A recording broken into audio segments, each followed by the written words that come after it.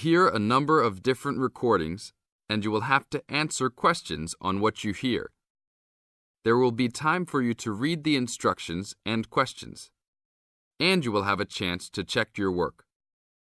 All the recordings will be played once only. The test is in 4 sections. Write all of your answers in the listening question booklet. At the end of the real test, you will be given 10 minutes to transfer your answers to an answer sheet. Now turn to Section 1 of your booklet. Section 1. You are going to hear a conversation which happened in a travel agency. First, you have some time to look at questions 1 to 5.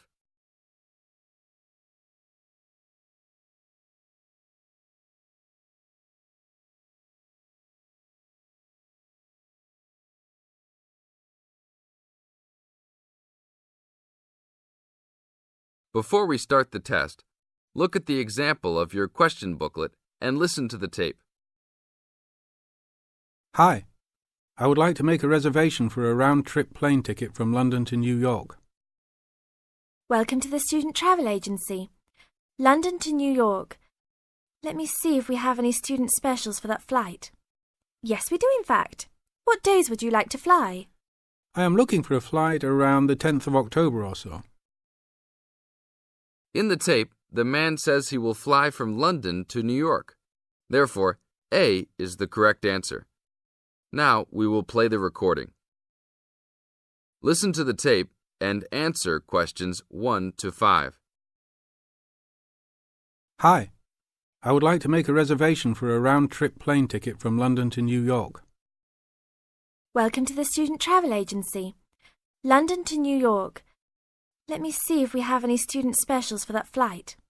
Yes, we do in fact. What days would you like to fly? I am looking for a flight around the 10th of October or so. And how about your return date? Ideally, the 31st of October. Let me check our computers to see if these dates are available. Are you looking for economy class or first class? Economy class will be just fine. We have an open flight on the 10th, but for your returning flight, the 31st of October is already fully booked. If you want to upgrade to first class, there are openings for the 31st. Just a few seats left, though. How much do I have to add for first class? First class will be around 20 to 25% more. Well, that is not worth it. I would rather just fly on another day. Do I have any other options? There are open seats back to London on the 1st of November. There are openings for first class that day too. No, I won't be able to do that because I have to work. Is there anything before the 31st? Maybe the 30th or 29th? Let me check. You can fly on the 29th, but not the 30th. The 29th is a little bit early. Is there any way I can be on a waiting list of some sort? Of course, but you should still confirm a return date just to be safe. OK. How about if I book a return date on the 29th and add my name to the waiting list for the 31st? Can I do that? Sure, I can do that for you. Do you also want to add your name on the waiting list for the 30th also? I would recommend this in the scenario that you do not get the flight for the 31st. That is a good idea. How much will the round trip cost? I will calculate your price for you. Your total will be £565, not including tax. Now look at questions 6 to 10.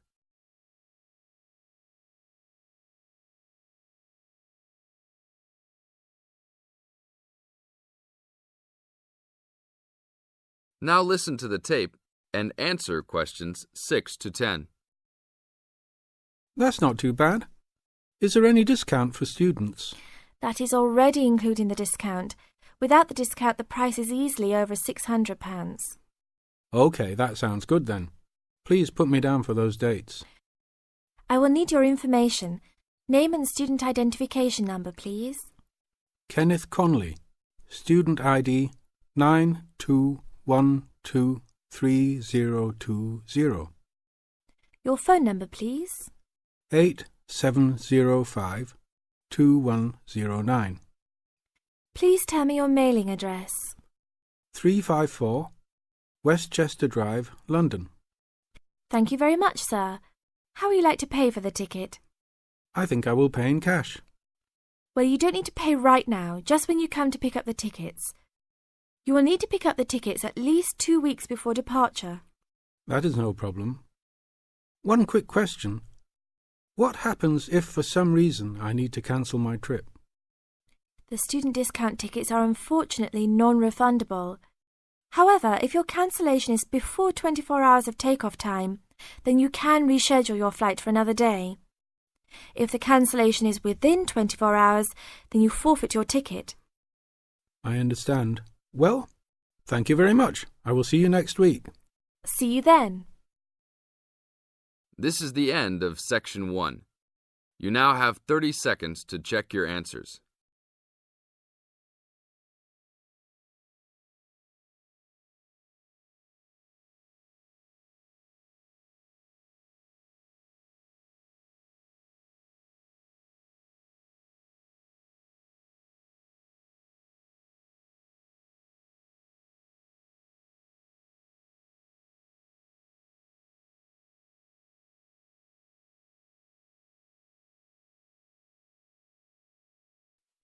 Section 2. In this section, you'll hear an introduction on cheese making. You have half a minute to read the questions 11 to 20 first.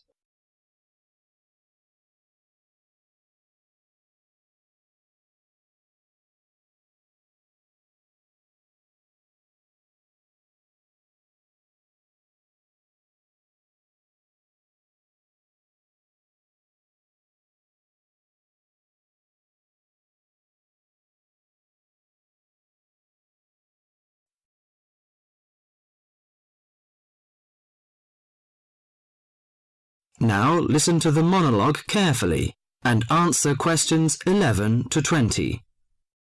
Cheese is one of those foods that we tend to take for granted as always having been with us, and it's odd to think that someone somewhere must have discovered the process to make cheeses. That takes place today. In the studio to tell us all about it is Monica Maxwell.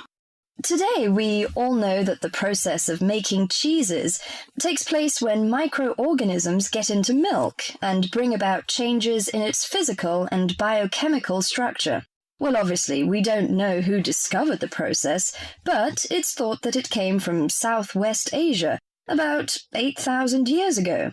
In the early time, there were mainly two types of cheeses. One of them was rather tasteless and bland, in the case of the so-called fresh cheeses, which are eaten immediately after the milk has coagulated. And another one was rough-tasting and salty, in the case of the ripened cheeses, which are made by adding salt to the soft fresh cheese and allowing other biochemical processes to continue so that a stronger taste and a more solid texture resulted. The ancient Romans changed all that. They were great pioneers in the art of cheese-making, and the different varieties of cheese they invented and the techniques for producing them spread with them to the countries they invaded. This spread of new techniques took place between about 60 BC and 300 AD. You can still trace their influence in the English word cheese, which comes ultimately from the Latin word Caseus, that's C-A-S-E-U-S. At this stage in history, people weren't aware in a scientific way of the role of different microorganisms and enzymes in producing different types of cheese, but they knew from experience that cheese's tastes were relevant to something. If you kept your milk or your pre-cheese mixture at a certain temperature or in a certain environment, things would turn out in a certain way. In the 19th century, with the increasing knowledge about microorganism, there came the next great step forward in cheese-making. Once it was known exactly which microorganism was involved in the different stages of producing a cheese, and how the presence of different microorganisms affected the taste, it was possible to introduce them deliberately and to industrialize the process. Nowadays, cheese is made on a large scale in factories, although the small producer working from his dairy farm continued to exist and still exists today. Cheesemaking moved very much into the world of technology and industrial processes, although because the aim is still to produce something that people like to eat, there's still an important role for human judgment. People still go round tasting the young cheese at different stages to see how it's getting on, and may add a bit of this or that to improve the final taste. Whatever the scale of production, there is still room for the development of art alongside the technology. That is the end of section 2.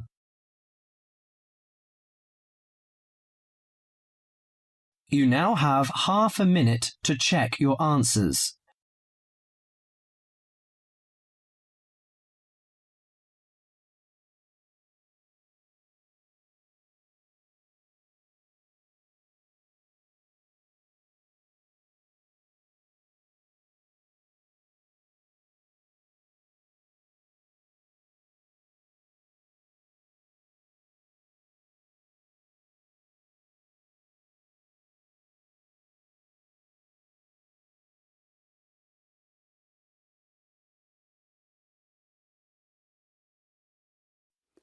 Section 3. You will hear an interview with Professor Green from a local university which enrolls a large number of overseas students in its courses. He is talking to Indra, a student representative, about the importance of attending lectures. First, you will have half a minute to look at questions 21 to 30.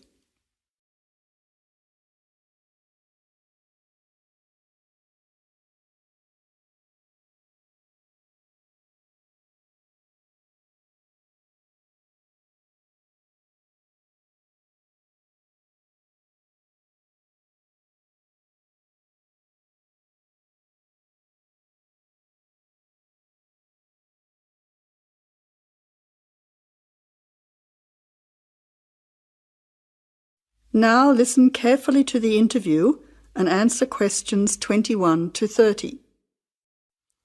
Good afternoon, Professor Green. Thank you for your time today.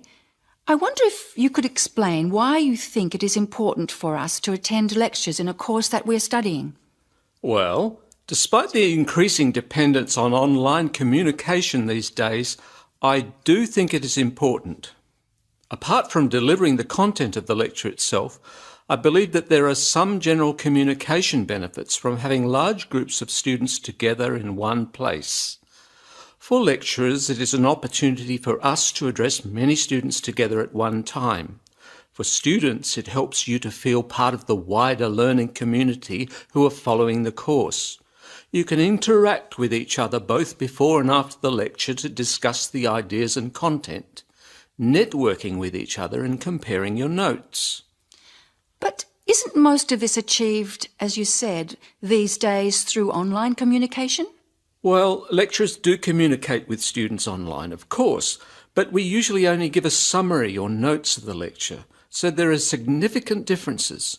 When you go to lectures, you get more of an insight into what the lecturer considers important. We give additional commentary and anecdotes, and by voice emphasis, we can alert you to the key concepts, theories and issues of the subject. By not attending lectures, you might miss crucial information about what we are expecting in an assignment.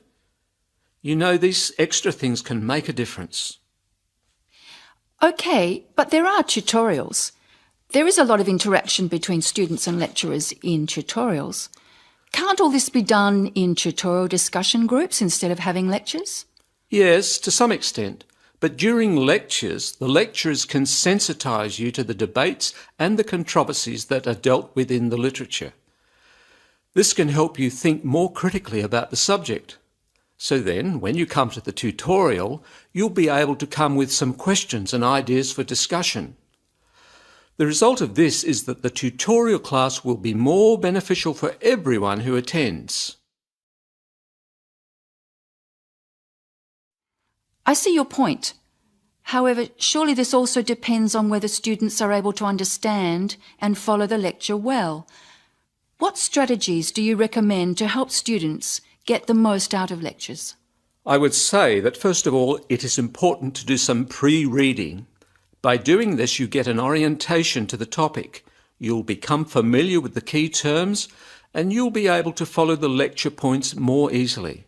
I also think it is good to arrive early to collect handouts and to find a seat where it is easy to see and hear what is going on. Then, importantly, during the lecture itself, you need to be attentive. I know from experience that it is often difficult to be attentive. What can students do to improve their attentiveness during the lecture? I think that there are two keys to following a lecture successfully: using the visual cues and using active listening techniques. By maintaining eye contact with the lecturer and following how the lecturer makes use of the slides, whiteboard and so on, you are using the lecturer's visual cues, which help make the structure of the information clear and give you a sense of what's important. Then, using active listening techniques will also help you to process the information. What do you mean by active listening techniques? Well, you need to pay attention to the methods the lecturer uses to highlight important information. As I said before, in the spoken language of a lecture, we get the benefit of things such as stress and intonation, use of examples and anecdotes, as well as the language signals used to show relationships between ideas. Yes, I see what you mean. These things will be missing in written summaries. And what about taking notes? Does that help? Taking notes helps you to concentrate, so I would certainly advise you to do that. It's difficult to listen and write good notes at the same time, so it does take some training. Yes, taking notes needs a lot of practice, I've found. Do you have any other advice? Well, I can't finish without stressing the importance of formulating questions while you are listening. During the lecture, you should ask yourself questions about the content of the lecture and the points you are following. Ask questions like, what are the benefits or problems? What other examples are there? How does it work? Why does this happen? This will keep you focused and actively engaged in the content of the lecture. Professor Green, thank you very much for your valuable tips and your time today. You are very welcome. That is the end of section 3. You now have half a minute to check your answers.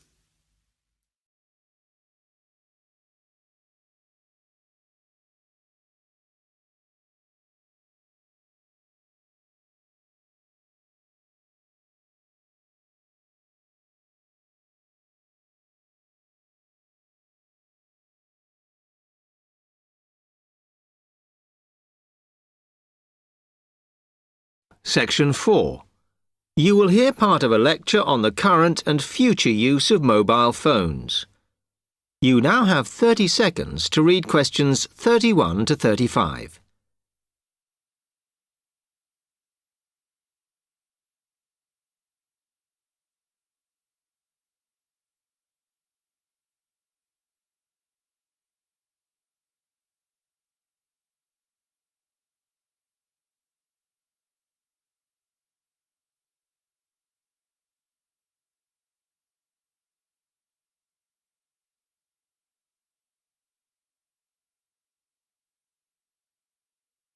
Okay, now today we're looking at changes in communication, and specifically changes that have just happened or are likely to happen in the next few years.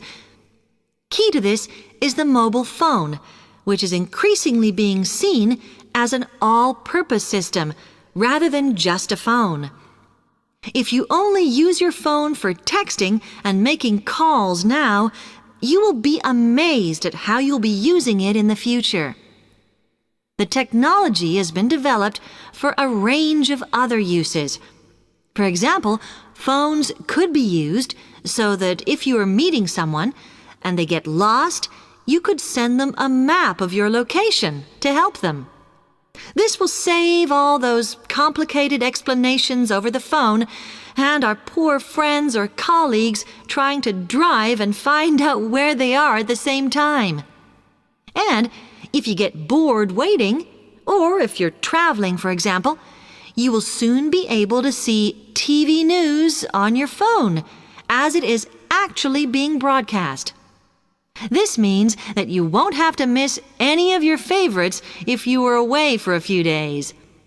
Most people have got used to texting now, and young people send pictures to each other. But what is exciting is the possibility of putting music with them before you send them. And it's not all frivolous.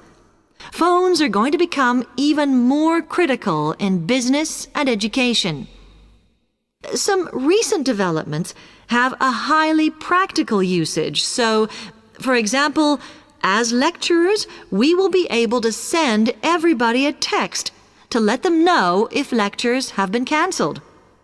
And the new phones could have a further use in education, as well as business, as they will enable us to go to any destination, such as when we are doing a field trip, for instance, and from there to send data directly to a computer so that we can access it when we get home. This means we will no longer be limited by what the phone can store. You now have 30 seconds to read questions 36 to 40.